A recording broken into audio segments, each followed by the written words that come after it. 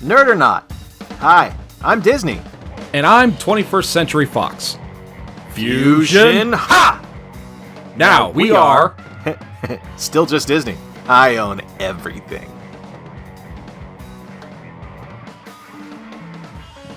What is up, cretins? Welcome to episode 32 of the Nerd or Not podcast. Now, you might be asking yourself, 32? 32. Why the 32? What is happening here? Where's the second part of episode 31? And I'm here to tell you, it's a mystery. You'll have to tune in next week to find out.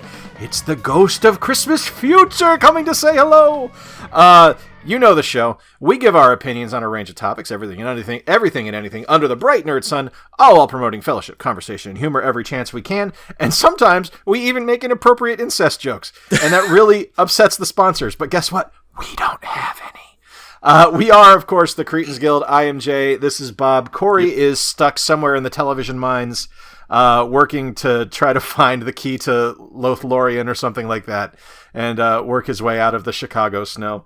I know I am currently buried in about 9 inches of snow, but the nice thing about Corey is Corey's not going to get the same snow I am because I get the lake effect on all the wind from his place. So he's probably got about 3 inches. I'm buried under a lot more. Bob, how's Florida?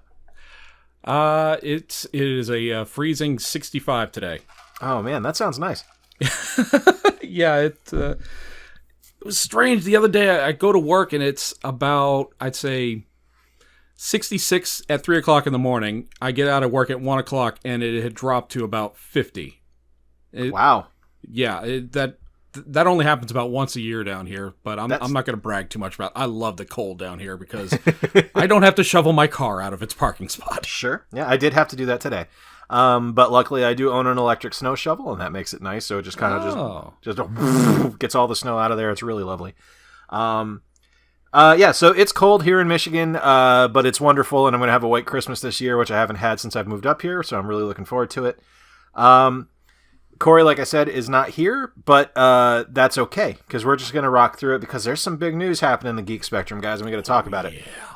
If you want to engage with us, please be sure to follow us on Twitter, Instagram, Facebook, and also subscribe to the podcast on iTunes, Google, Podbean, and on YouTube. There's a subscribe button somewhere in the here-ish region, or here.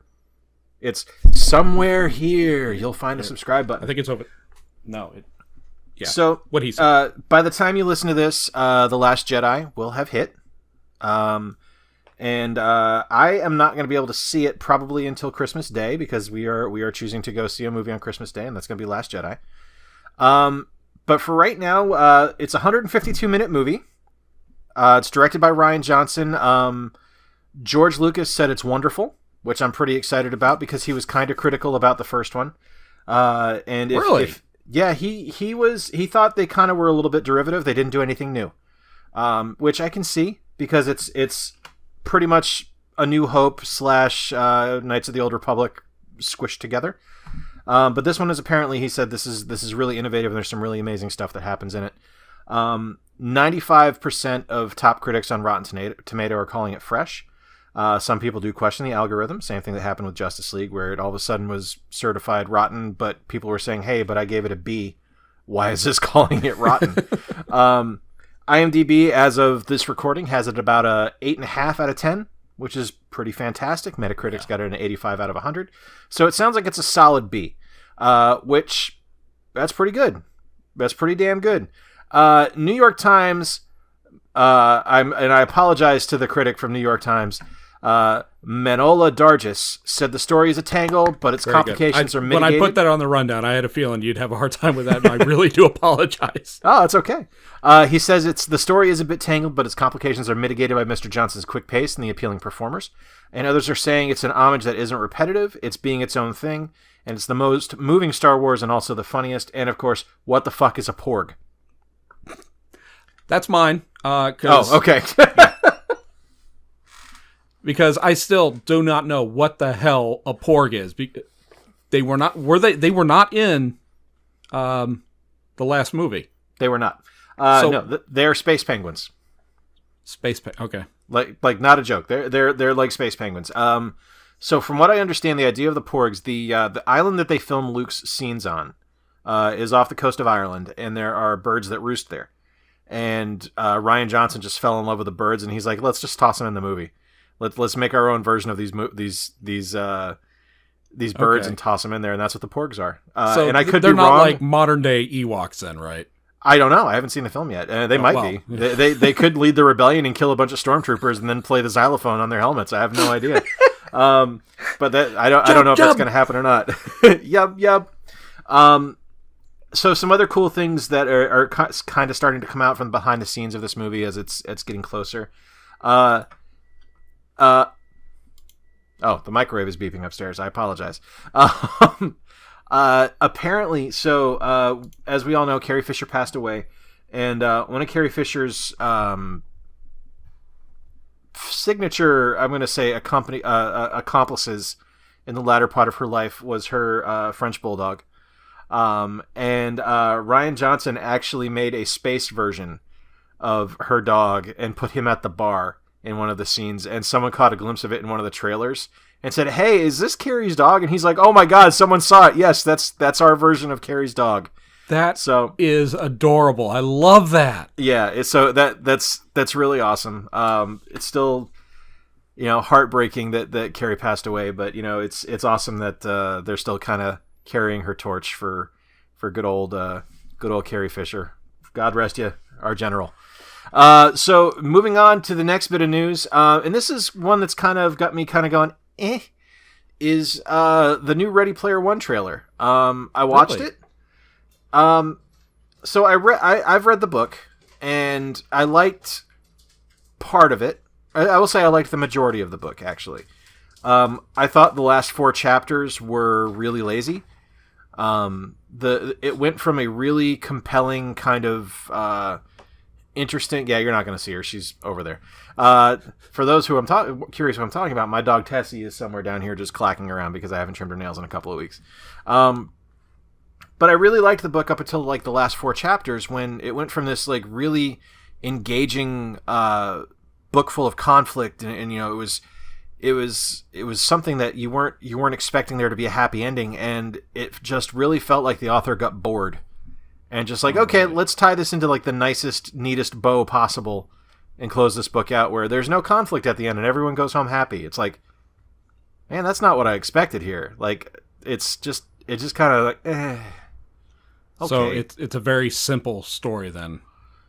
It's a very simple story that is as jam-packed full of references to your childhood as you will ever experience. That part I got from the 2 trailers I have seen, and I think I've sworn off seeing any more trailers because I'm afraid that something is going to get ruined at this point. So hopefully that's it. Just no more trailers, guys. Well, so one of the interesting things about it is that it's taking a little bit of liberty with the setting of the book. So the setting of the book is very strictly 1980s. Like the idea behind it is the guy who created the and you see him in the second trailer. The guy who created the virtual world, the Oasis, yeah, is a child of the 80s. He's one of us, and he created this universe to be an homage to the things he loved from when he was a child in the 80s. So there's references to Voltron, to Gundam, all this other stuff in the book, the Back to the Future, Pac-Man, all this, Dungeons and Dragons. And one of the things that I'm kind of looking at as I'm going is it's no longer just an homage to the 80s, it's just an homage to pop culture, and that kind of loses a little bit of the appeal to me. Like, there's stuff in there I like, don't get me wrong. I love the Iron Giant. I love Overwatch. I was happy to see Tracer in there. I thought it was funny to see Deathstroke and Harley. But it's not what the book is. You know what I mean? Right. Yeah. I know there's a couple of minor changes that I've heard of. I have not read the book. There's a term that I'm still trying to work on, and let's see. I'm going to spitball here. Let's see what you think about it. When it comes to stuff like this, where it's nostalgia, I guess you can call it retro porn. Absolutely. This movie is loaded with it. Oh yeah. Yeah, and it's not only that, it's pop culture porn too, because it's stuff where you've got, because it's not just a nostalgia bomb at this point. I guess in the setting of the movie it is, because the movie takes place in the future, so all this stuff is in the past. But to us, it's not. Like, I'm not nostalgic seeing Suicide Squad Harley Quinn on screen. You know, it's not like I'm going, oh man, I forgot about that movie. It was last year. You know, it was. I remember going to the theater and eating the popcorn in South Bend on the drive home. Like, I know exactly where this was. It's not like, oh shit, I forgot about that one Gremlin in Gremlins 2. That's nostalgia. That's like, oh fuck, that's a great idea. This is just, hey, let's take all these properties that we own the rights to and cram them into this movie as much as possible. It's kind of the opposite of what Wreck-It Ralph did, where Wreck-It Ralph did it very well. And it was like, hey, we're going to pick and choose and kind of put these guys in here, and it makes sense. You know, it's funny that Ralph is hanging out with Zangief. But it makes sense because Ralph would hang out with Zangief from, you know, Street Fighter 2 because they're both bad guys. Yeah, they're both bad guys. But just all this stuff in Ready Player One, I'm just like, it's losing the spirit of the book. And maybe that's a good thing because I didn't like the ending. But it's one of those things where I liked so much else of the book where I'm kind of like, man, at least the rest of it was good. You know, and there's some neat stuff in there, and I like the casting of the lead, and I'm intrigued to see what happens. Like, I'm going to go see it. There's no doubt in my mind I'm going to go see it, because I did enjoy the book enough to do that, but I don't know. It just, the trailer didn't blow me away. I don't know. Fair enough. I mean, my major issue with the storyline is, I guess, it just doesn't wrap around my head very well. His father was the fan of the 80s, so he gave his son like a comic book name, but the son adopted that love for the 80s because it takes place in the mid 2040s, which is 60 years ago. That'd be the equivalent of us talking about World War II era stuff. It just see, like I said, it's a hard thing to wrap my mind around. It just doesn't make sense time-wise. In the book, you just kind of go with it. Okay. In the book, it's basically like, hey, my name is Parzival, and I really like this stuff. And it's like, oh, okay. It's like, just move on. Yeah, it doesn't need a backstory. It's like, oh, you like that stuff. Cool. I'm glad you like it. I do too. Let's read a book about you. I relate to you. You know, it's not like I like this stuff because my dad liked it. And if that's in there, I don't remember it, and it wasn't made a big deal. You know, it was like, it might have been mentioned in in passing in a paragraph somewhere, and I'm just not remembering it. But it's, you know, it's been a few years since I've read the book too, so maybe it was a big deal and I just don't recall it. But I don't know. We'll see.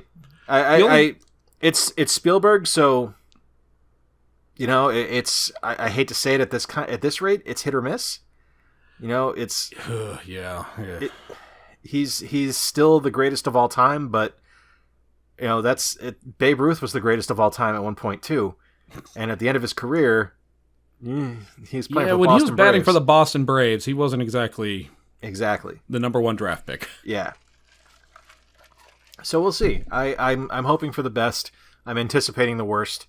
I'll probably end up somewhere in the middle. That's fair. That's how it goes. Next bit of news is the 2017 The Game Awards. So Game Awards are an annual ceremony, basically for the video game industry, and there were some big winners and some big stuff announced. Bayonetta 3 for the Switch is the biggest one for me. I am stupid excited about that. Some other big announcements that were made. Death Stranding, obviously, which people have been waiting about for ages. Some other stuff, Soul Calibur 6, more information on Sea of Thieves, which is Rare's upcoming pirate game, and some other stuff too. There's, you know, some stuff about Fortnite and Breath of the Wild. But let's see. Let's look at some of the big winners. Best audio design went to Hellblade: Senua's Sacrifice, who I've never heard of that game. Let's see here. Best independent game went to Cuphead, which I'm not surprised about. Yeah, Cuphead, that's not a shocker at all. Yeah, Cuphead also won Best Art Direction, and if it didn't win Best Art Direction, someone at the Game Awards needs to be fucking shot, because that game is goddamn gorgeous. Most anticipated game went to Last of Us Part 2, ahead of God of War, which I was kind of surprised about. Yeah, best esports game is Overwatch, which I'm not surprised by that. That's one of my favorite games. Overwatch also won best ongoing game. Yeah, there's quite a number of clear winners in this. There really are. Best strategy game went to Mario Rabbids Kingdom Battle, which I was shocked by. Yeah. I love Mario Rabbids. I think it's phenomenal, but I was shocked that it won best strategy game. But it's great. I mean, and it's a really strategic game, which is shocking considering the cast. Best fighting game went to Injustice 2, which I kind of thought that Tekken 7 was going to take, but good for Injustice. But, you guys are all here to find out who won the best game of the year, and I don't really think this goes as any surprise. It was Legend of Zelda Breath of the Wild. I kind of thought briefly that maybe Mario would come in and sweep it up at the end. But did Mario even get a nomination? Yes, it did. Mario Odyssey did get a nomination. Odyssey was nominated a number of times, but I think if Breath of the Wild could fall into that category, they put it in as a nominee. Yeah. So the other nominees for Game of the Year were Horizon Zero Dawn, which is spectacular but has an incredibly steep learning curve. Persona 5, which I have not played. PlayerUnknown Battlegrounds, which I know nothing about. I just heard about like a week ago, and I haven't... whatever. And Super Mario Odyssey, which is charming and wonderful and really, really, really fun, but a little too short for me. I beat it in like 20 hours. It was like, oh, okay. Wow, I can go back. Shantae short. Yeah, I can go back and get all the stars, I guess, but I don't really want to. Like, it's not. I definitely haven't 100%ed it yet, but it's one of those things where I just kind of went through it. I was like, oh, all right. Huh. It didn't change your life, but you enjoyed the time. Oh, it's a great game. It's one of the best Mario games I've ever played, but it's not something that I really need to go back and play again. You know what I mean? Whereas the Zelda now has the new Breath of the Wild DLC out, which I haven't tried yet, because the Overwatch event is going on, so that's going to be probably a couple weeks down the road before I get to it. But I think that's a tease for a bit of a discussion later. But that's the Game Awards, Bob. Any surprises that you had there from the winners, or did it go pretty much how you thought? You and Corey are the gamers. I play very casually. I mean, half of these games I had never even heard of, and God, is that just because of my age or just because I'm that freaking boring? Hellblade, yeah, I never heard of that one before. Senuna's Sacrifice, I'd never even seen a Let's Play of that one, but maybe I'm just not looking hard enough. I would have to agree that Breath of the Wild was the best game of the year. That game, although debatable, not the best Zelda game, but it was definitely the best game of this year. I think there's some debate that it's not the best Zelda game. I mean, for me it is, just because it's held my attention longer than any other Zelda game other than Link to the Past. Yeah, I feel bad saying it's not the best Zelda game, because that really makes it sound like I didn't enjoy it. I love Breath of the Wild. I played it yesterday, and it was like, oh God, this is a glorious game. I love every second of it. It's a really wonderful game. I think generationally, it's the best since Wind Waker. And to me, Wind Waker was the best since Link to the Past. And that's some big competition there with Ocarina of Time and Majora's Mask and all the Game Boy ones and the DS ones. But I mean, to me, it's 1 and 2, and it can go either way. But I guess at the end of the day, I kind of got to give the nod to Link to the Past, because when I got my SNES Classic, I mean, that was the first thing I hopped into. Was like, oh, Zelda, got to play Zelda again. I haven't played Zelda in a month. Let me play this. I don't have it on 4 other consoles. Let me play it on this one too. So yeah, I think that's kind of the telling factor for A Link to the Past, is it's something that I can look at and go back to year over year over year over year over year. And I don't know that I'll do that with Zelda or with Breath of the Wild. I probably will, but if they keep releasing DLC, I'll keep playing it. That's if they're going to keep pumping out DLC for it, then yeah, done. I'll keep playing it. But I will say, when I finally beat the game, when I got through Ganon, and I haven't gotten 100% on everything on that game either yet, because if you do, wow, you've got more free time than me. There's something wrong with it if you do get 100% on that. Yeah. When I finally beat Ganon, I was like, okay, let's put this down. Let's put this in the case and just on the shelf for the next 6 months, because that was 140. Take a step back and reevaluate my life. Okay, yeah, that's over with. I just dumped 140 hours of my life into this over the last 3 months. Oh, I need to reevaluate some shit. Like, it's phenomenal. It's a wonderful game, but it's I think Link to the Past is still going to get my vote as best of all time. But fair enough. So moving on, so some big shit went down. I, for one, welcome our new mouse overlords. Disney completes the $52.4 billion purchase. Billion, yes. Of many, many, many, many assets from 21st Century Fox. So the big one to me, like aside from all of the stuff getting purchased, and that's all stuff that we will get to shortly, and we will talk about. The best news for the Walt Disney Corporation out of this entire thing, even with all the fiscal things that's going to come out of this, and the Marvel Universe being reunited, the original cuts of Star Wars, everything, the best thing for the Walt Disney Corporation that has come out of this is Bob Iger staying on until 2021. Yep. Because now, when Bob Iger got hired 10 years ago, he was no one I'd ever heard of. He was just a CEO. He was just a guy that was taking over for Michael Eisner. And it was like, okay, who are you? What are you going to do? You're no one. You're not one of the Disney guys. You're not part of the Disney family. You're not Roy. What's happening here? What is the deal? Yeah, his public track record was completely unknown. Yeah. And when the first thing he does is he builds bridges with the Disney family and brings Roy back into the fold after Eisner had really kind of shit the bed with that, I was like, okay, all right, you're okay in my book. So the first thing I remember him doing, and this was stunning to me, is when the Marvel and Disney acquisition happened. It was like, holy fuck, that's big. Like, that's huge. And, of course, the first thing that popped into our heads is like, what's going to happen at the theme parks? What's going to happen? We live in Orlando. What's going to happen? Nothing. Nothing happened. Everything's not a damn the thing. Same as it fucking was. Like, the merch at Universal still sucks. The rides are still excellent. The end. That's it. It's like, there's no Marvel Adventure Island, a division of the Walt Disney Corporation on the sign. It's just, yep, go fucking hang out with a guy in a shitty Wolverine costume. Have fun. So nothing changed there. But the next one that happened was the Lucasfilm acquisition. And the Lucasfilm acquisition happened when I was on a Disney cruise. So we get off the boat, and our bus driver, to take us back to our parking lot, is like, did you guys hear? We're like, did we hear what? Oh, shit, we've been on a boat for 7 days. What the fuck happened? Like, and at this point, are you guessing, oh god, are we under attack again? That's exactly what I was thinking. It's like, oh shit, what happened? But logically, I should have said, well, no, they didn't ground us in the Bahamas.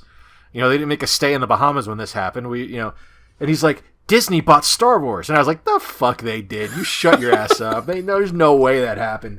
I'd pop up my phone, and I was like, all right, let's go to Entertainment Weekly, see what the holy shit, they bought fucking Star Wars. And that was huge. And it was crazy, and I didn't think it could be topped. And rumors started a couple months ago.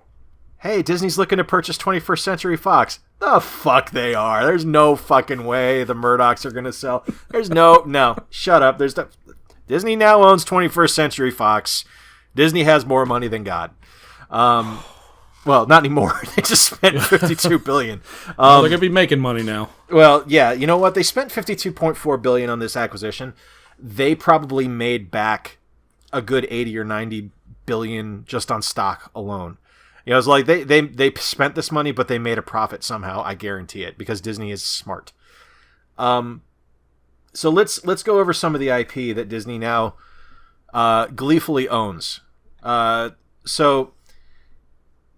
before we go into anything, sorry, there's a lot to unpack here, so I apologize for going back and forth on this, everybody. But so yesterday, Disney owned Walt Disney Feature Animation, Disney Studios, yep, Pixar, Marvel Studios, and Lucasfilm, and which some is others. Pretty big list right there. It's a great portfolio, and there's some other stuff underneath there, because they've got a stake in Paramount too, right? Or not Paramount, Touchstone, I believe. Is that still a thing? I think so. I think it is. It's an infrequent thing, but it's a thing. This morning, as we were waking up, Disney now owns 21st Century Fox as well. So that includes the FX channel, and FXX and FXX2. There's all kinds of FX channels now, which I didn't. Yeah, they're all about. under the same umbrella. 20th Century Fox Movies and TV Studios, Fox Searchlight. And then some of the IPs that go into that, we've got X-Men, Fantastic Four, Deadpool, and Bob Iger has said that it will remain rated R. Yes.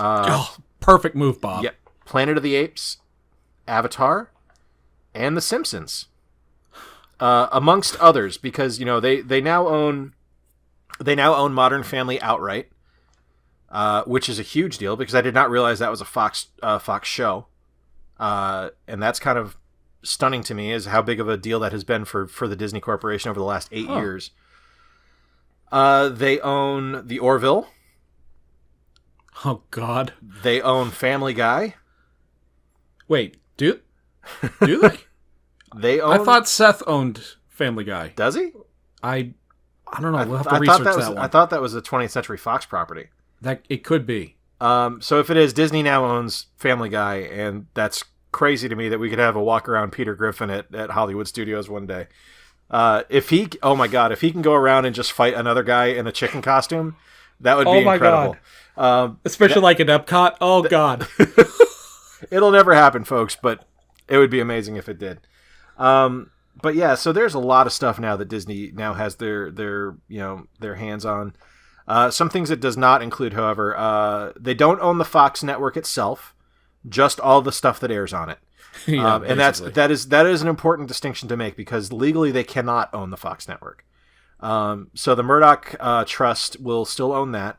The Murdoch Trust will also own Fox News, Fox Sports 1, Fox Sports 2, the Big Ten Network, some regional sports networks, Fox, and what is the O&O stations? The Fox O&O stations, the news stations across America that Fox owns and operates, like WOFL. Fox 35 and stuff like that. Yes. Okay. Yeah. All right. So local affiliates for Fox will still be part under the Fox Trust. So yeah, so that's just kind of like the simple look at it. You say simple, but I don't believe you. So there's a lot more stuff here that you need to kind of take a look at here that Disney now, the full picture. So Walt Disney Studios, Disney Feature Animation, Pixar, Marvel, Lucasfilm, 20th Century Fox, the Disney Channel, ABC, ESPN, Nerd or Not, the FX Channel, National Geographic, BAMTech Media, which I don't even know what that is. They now own like a 66% stake in Hulu. The Sky Network, Star India, which is huge for them that they now have inroads in India. They own the Cretans Guild YouTube channel. And, they probably own My Soul, too. They just buy shit. I don't know. I haven't seen a dime for it yet, but whatever. No, they'll make you pay for it, just like I paid for it. I've got a theory. I've got a theory how this is all going to go down. What I think is the only thing that Disney can do at this point is they have to recast and relaunch everything that the Fox properties have from the Marvel Universe. And I mean, top to bottom, soup to nuts. Wolverine, as much as I love Hugh Jackman, find someone new. He's done anyway. Yeah, he's done anyway. He said he's done. Although I think it would be adorable if at the end of Infinity War, the reality gem rips a hole in and just he hops through. I think that would be wonderful. All the X-Men just come walking on through it. Just Logan. Oh, That's just all Logan? You need. Just Logan. So I think but honestly, you do. You need to recast top to bottom the whole thing. Just jettison everything that happened in the Fox universe, and just start from scratch. With one exception. Deadpool has to know everything that happened, and he has to reference it regularly. He has to start Deadpool 2 wearing a set of Mickey Mouse ears. Oh, God. And if he doesn't, I will be so disappointed in whoever's directing that film. He needs a Disney name pin that says, "Hello, my name is Wade. I'm from wherever Wade Wilson's from." He's from Saskatoon. Just Wade, Saskatoon, Canada.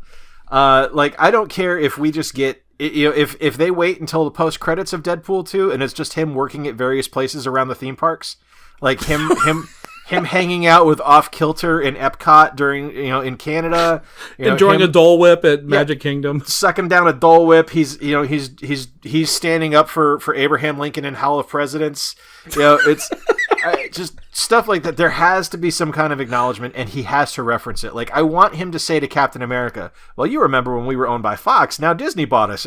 Wait, what? What are you talking about? That has to happen, and if it doesn't happen, it's a huge missed opportunity. Just him walking around with a churro in one hand, a turkey leg in the other. Him just having the Mickey head on a stick ice cream. But he keeps poking himself in the face because he keeps forgetting to lift his mask. So we asked on Twitter, what are you looking forward to changing hands? And do you think this is a good or bad deal? Now, Derek from the Wild Pitch podcast, which is at Wild Pitchcast on Twitter, said, I hate this, depending on how much Disney gets. If it's just the rights to the Star Wars episodes 1 through 6 and the Marvel stuff, I'm cool, but I don't need one company controlling 70% of creative media development and distribution. Gotta say, that's definitely a way to look at it, and definitely something people are concerned about, and I can't argue with that.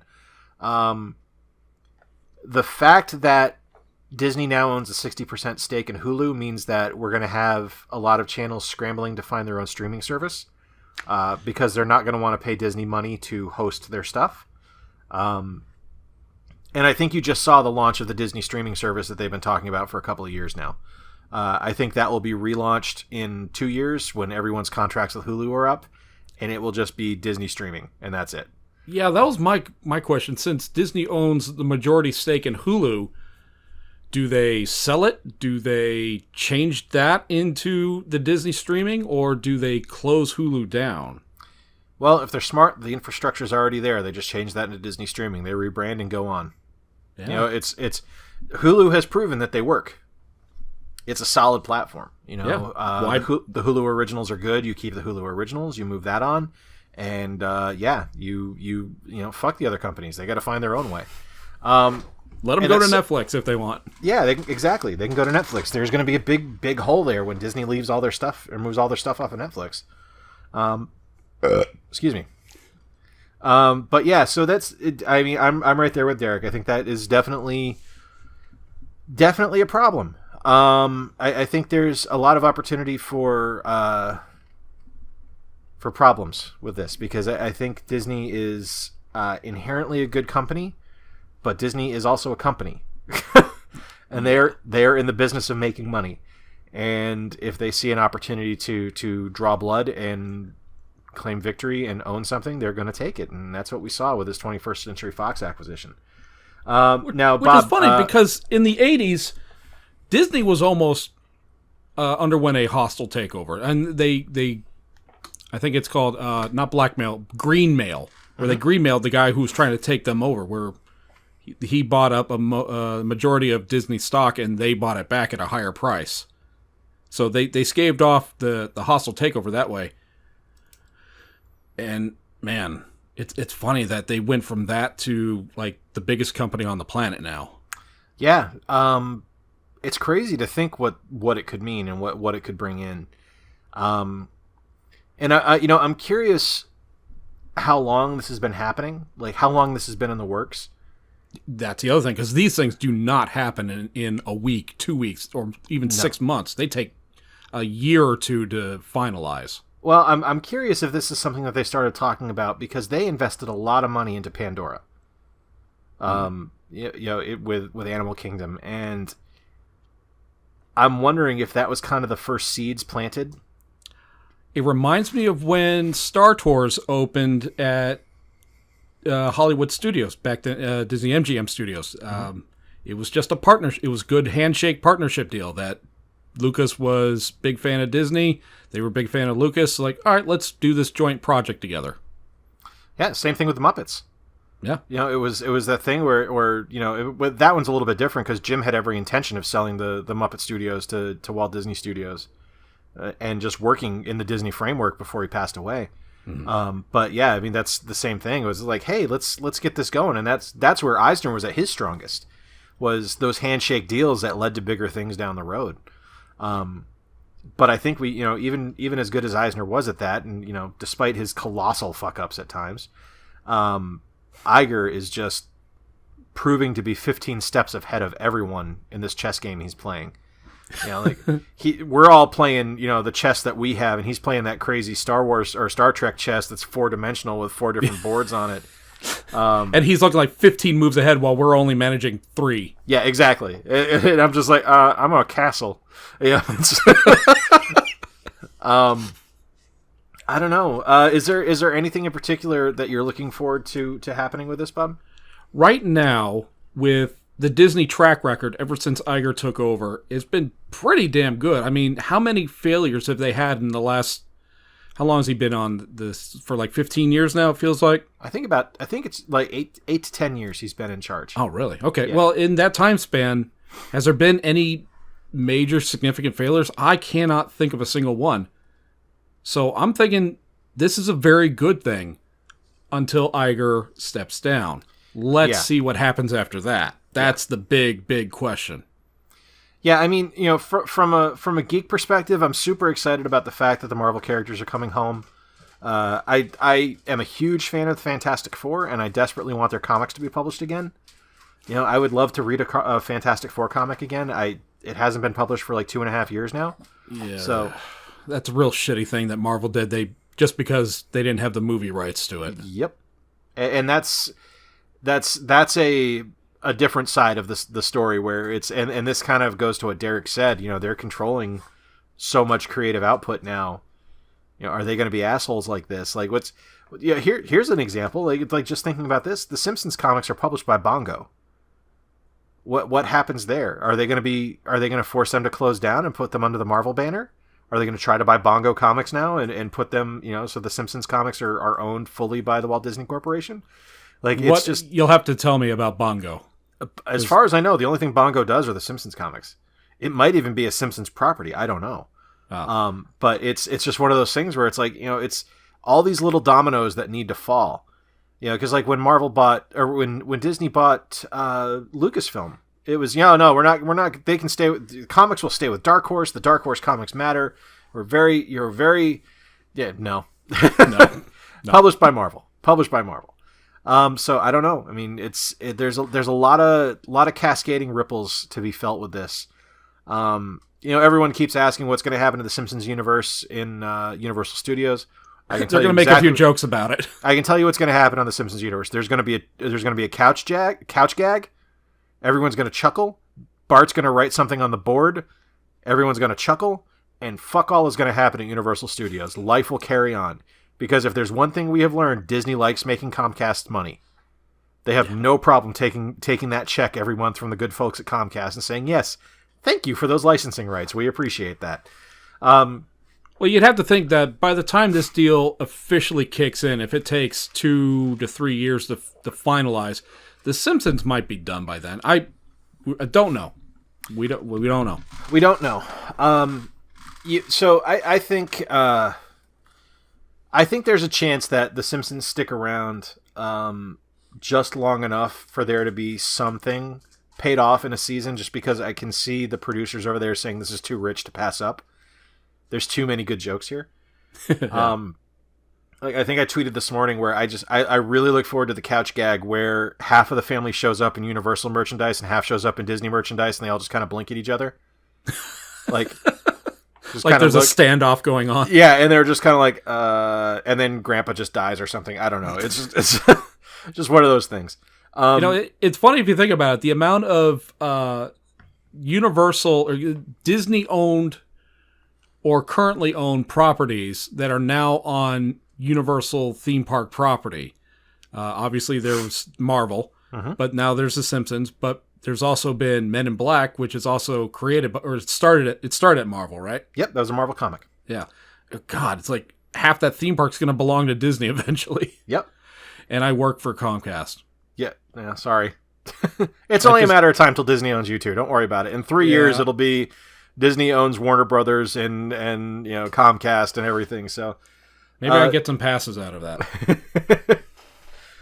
So the big one for me, the thing that I'm most interested in, is the original prints of episodes 4, 5, and 6 being under the Disney banner now.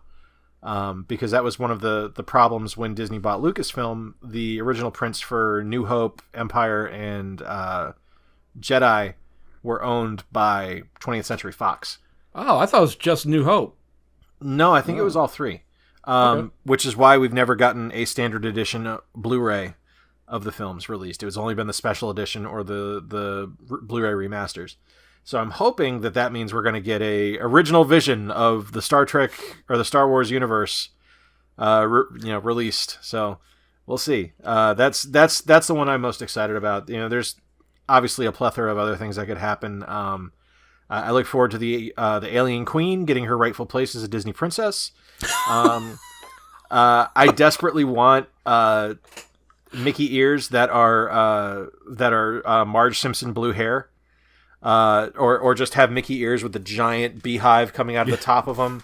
Like just from a merchandise standpoint alone, there's so much that I want. Like I want Deadpool Mickey ears now. It's like it has to happen. And if it doesn't happen, again, missed opportunity. You fucked up. So yeah, there's just so much stuff that could come out of this deal, and it's still being, like I said, there's so much to unpack here. I mean, it's the news is just the over ink 12, isn't dry yet. Yeah, the news is just over 12 hours old. It hasn't been officially certified by the government. Like that's the other thing. It's got to get past the antitrust government or whatever. Those people. It's got to get through the antitrust laws, and there's no guarantee that's going to happen. I think it probably will. They stopped AT&T recently from becoming bigger. Yeah, so you never know. But Disney know how to grease those wheels, though. I don't think it's a Disney thing. I don't think that the Trump administration is going to stop the Murdochs from making money.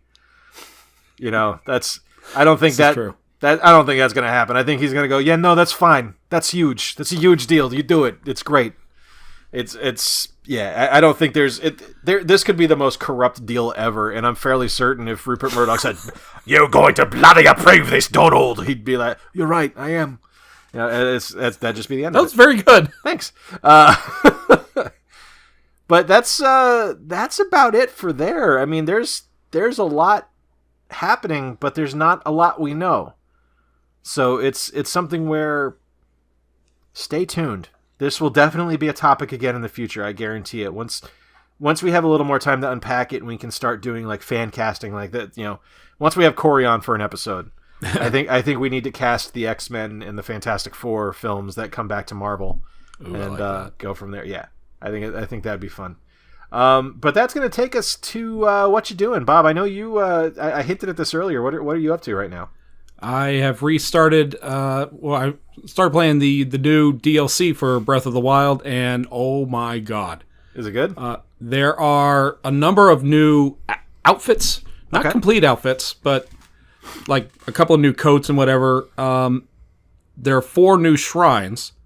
I've beaten 3 of them, found the 4th one, and I can't freaking finish the damn thing. It's the hardest fucking shrine I have ever come across. I am learning to hate those spikes. The deal is, you start this challenge with this super weapon. It kills anything in 1 hit. The problem is, you use it twice, and it needs to recharge. Oh, and by the way, all your hearts reduce down to 1/4 heart.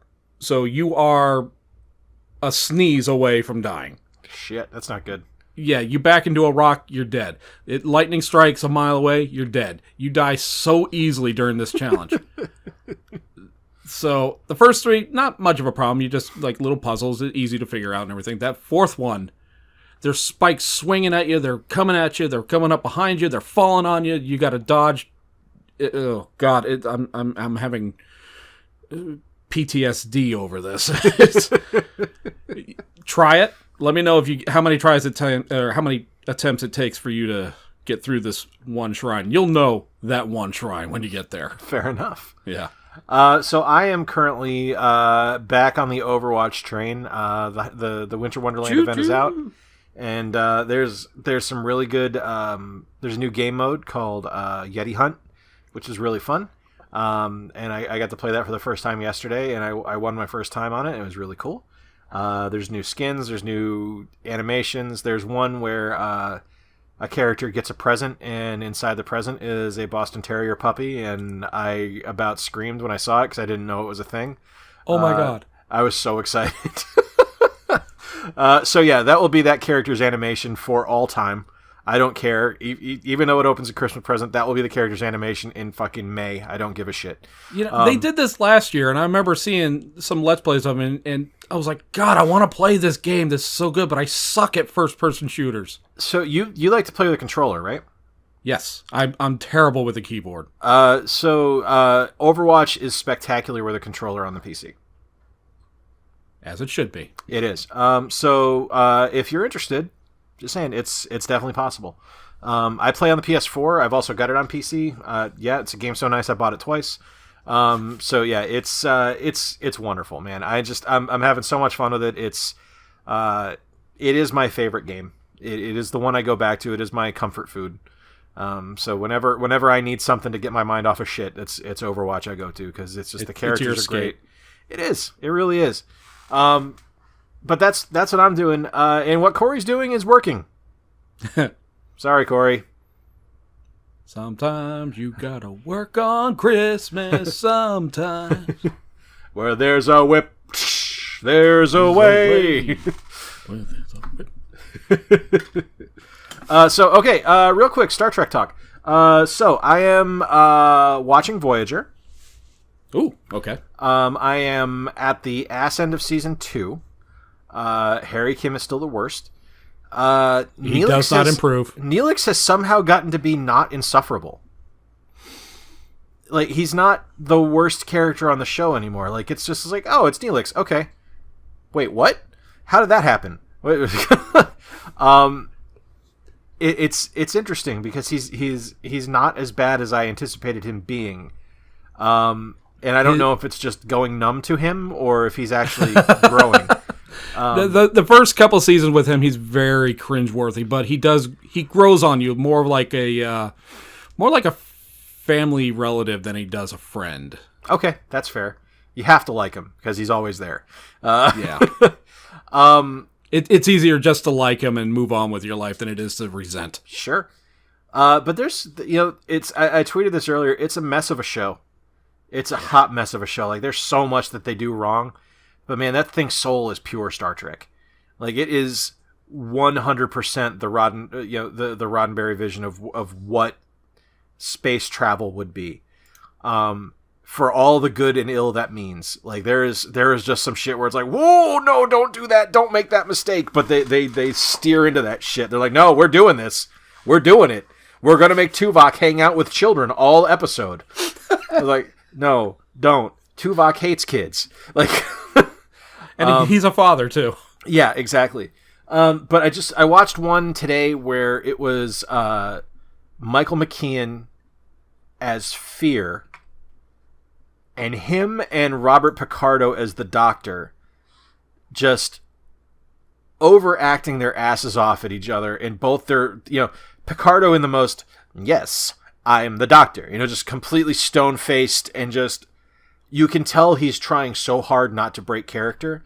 And it's the same thing with McKean, because McKean is just this over-the-top clown of Fear, and he's got like black and white paint and this weird kind of gray burlap costume on. And I'm just like, he pops on screen, I was like, is that Michael McKean? Motherfucker, that is Michael McKean. Okay. And the episode, it is the most original series thing I have seen since original series. Like, the whole episode takes place on 2 sets. There are the most outlandish costumes. There's a little person in a tutu. It is like, this is Gene Roddenberry doing 50 pounds of peyote and saying, like, you know what we need? We need some people to be beamed up out of stasis, but they're stuck in a computer program and they're killed by Fear. And Fear is a clown. And we need the Doctor there, but the Doctor can't do anything because he's a hologram. And oh yeah, Harry Kim is there too. And we're going to make Harry Kim turn into an old man, and then a baby, and then back into normal Harry Kim, and then Janeway's going to show up, and then Janeway's going to win, and Michael McKean's going to go, I'm afraid, at the end, and we're going to fade to black. And I'm like, what the fuck did I just watch? Like, it was simultaneously the strangest and best episode of Voyager I've ever seen. And then it's immediately followed up with the episode where Neelix and Tuvok become the same person. Tuvix. And I'm just like, and we're doing this now. Okay. You guys had a chance to go in a direction.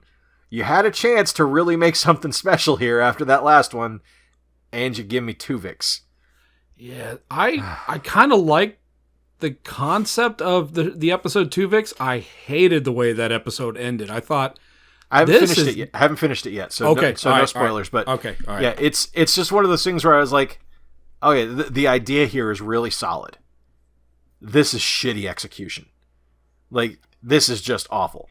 Like, it's I'm just watching it. I was like, oh man, that last episode was so good and so fucking weird. And this has a chance to also be so good and so fucking weird, and it just isn't. And it's, oh man, that sucks. I'm really interested in what your opinion is of that episode, because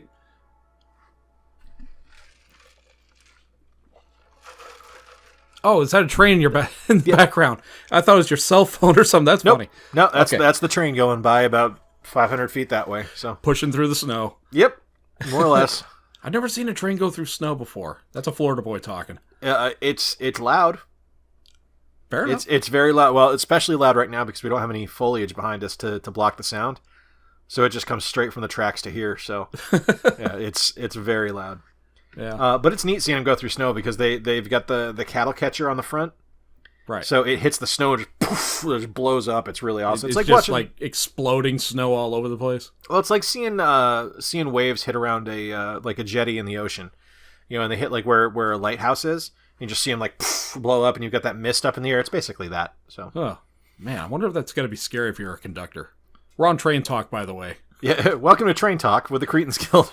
I would imagine it's got to be scary because you can't see anything. You're up high, but you're not that high up. So it's I can only imagine. Did I say conductor? Are they still called conductors? Or are they engineers? I will have to ask my friend David, who works on railroads. I don't know. Ooh, yeah. David, let us know. Yeah. But anyway, so yeah, I will let you know what my thoughts are of that episode once I'm done with it. Because they are not positive so far. I will say that much. It's just not working for me right now. Tuvix gets on my nerves. So as you know, we feed off of dialogue, so we do ask that you subscribe, like, and engage us in the comments on anything and everything we talked about today. Let us know your thoughts on the Fox and Disney acquisition. Either here on Facebook or Twitter. We're at Cretans Guild. You can talk to us on Instagram. Talk to us anywhere. We really don't care. So to all of our followers, new and old, we say, as always, welcome to the Guild.